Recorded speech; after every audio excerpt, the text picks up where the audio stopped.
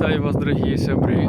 Можа мяне і не добра чуваць, бо я нагреваю гэты ролик сёння у дзень летняга сонцастаяння, у той дзень, калі нашы продкі святкавалі сапраўдны дзень ці свята купалы, святкавалі купалле. І записываю ролик с одной священной горы, якая называется Сленджа. Это славянский Парнас. Это место згодна с разными поданиями, где жили славянские боги: Перун, Велес и увесь астатні славянскі пантэон. Гэта гора Сленджа, одна з самых старажытніх у геалагічным плане у Еўропе і ў свеце. Знаходзіцца недалёка ад Вярцлава ці Вроцлава. Высота яе каля 900 метраў. І тысячи гадоў назад, до прыхода хрысціянства, тут былі свяцілішчы наших продкаў. Спраўляліся ўсе культы, абрады, рытуалы.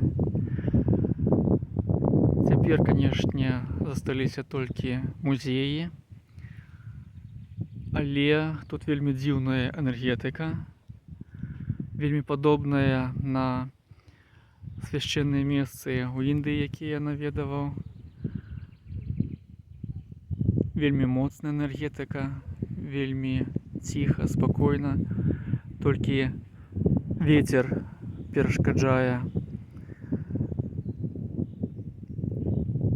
напэўна, шумець у камеры.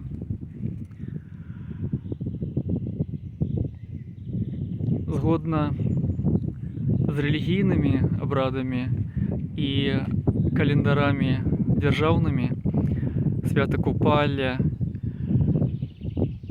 святкуецца у ноч на 7 ліпеня, але сапраўдны дзень купалля, сапраўдная купальская ноч, калі людзі шукаюць папараць, кветку, павінна гэта свята святкавацца менавіта у дзень летняга сонцастаяння, калі самае моцнае сонца і самы-самы доўгі дзень. На зямлю трапляе найбольш сонечнага света, цяпла, энергіі. Можна сказаць, што сонечнай мудрасці. У гэты дзень шануецца стыхія агню. Вельмі добра запаліць агні каля свайго дома ці дзесьці на гары, прыгнуць праз касцёр. Калі не маеце такой магчымасці, то добра запаліць звычайныя свечкі, ачысціць прастору свечкамі, агнём, прыняць амавенне у рэчцы, возеры, якой-небудзь купелі ці звычайнай ванне, ці пад душам, як каму будзе лепш пасаваць і атрымлівацца.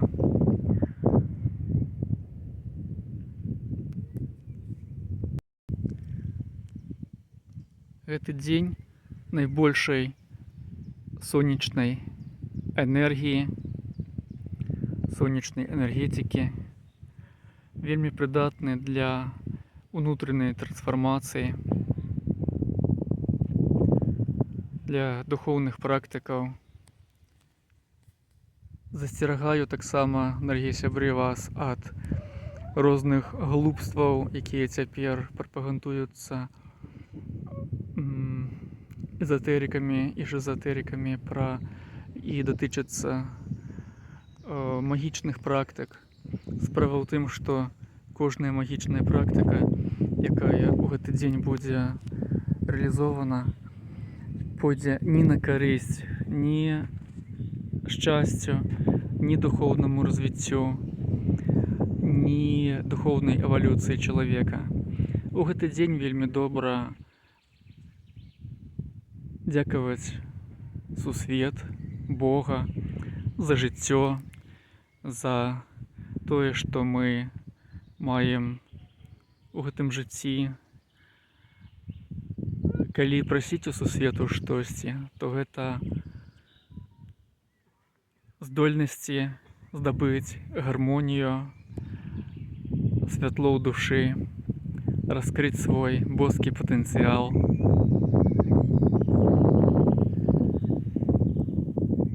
Ну і самыя найлепшыя умовы гэтага дня гэта менавіта для ачышчэння энергетыкі, душы, духа, свайго лёсу, таго, што называюць кармай. У гэты дзень вельмі добра зрабіць штосьці добрае, дапамагчы камусьці, ахвяраваць штосьці. Ну і, канешне, пад ведзьмай, якую спальвалі ў гэту купальскую ноч нашыя продкі, ведзьма сімвалізуе усе негатыўныя эмоцыі, думкі, усё мінулае, што перашкаджае жыць шчасліва. Ну і гэта таксама ноч купальская, згодна з паданнямі, калі зацвітае папараць-кветка. Гэта таксама містычнае такое паданне.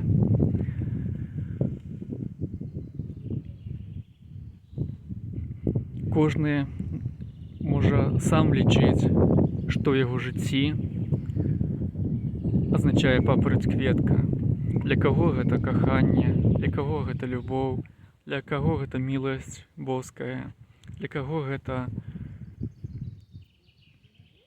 расцвітанне і квітненне ўласнай душы.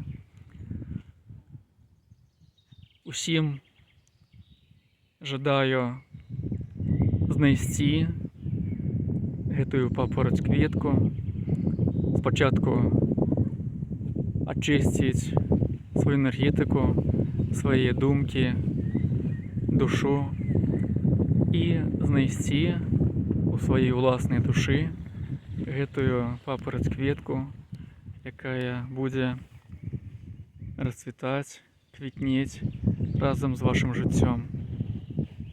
Віншую, шчыра віншую ўсіх з купальнем.